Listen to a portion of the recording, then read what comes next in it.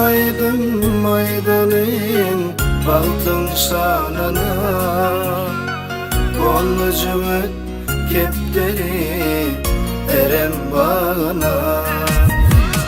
Vaspon salıp acayip sevey sadana, kutlayarız bu akşam toyumlu yaşlar.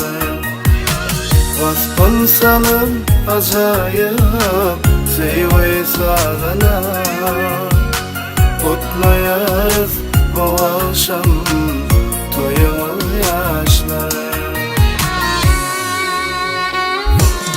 Dinletir için bu gece yalkımı, dinletir için bu batın aydımı, dinletir için bu gece yalkımı,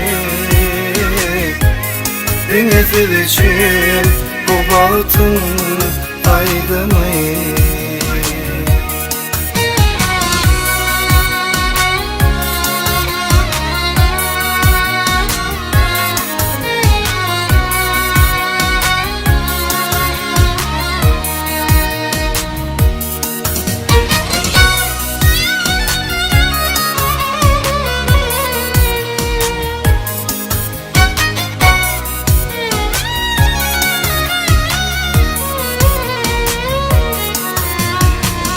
Bahar olsun baltıma güzel akşamda, sallanmasın mehremin ruan bu solda.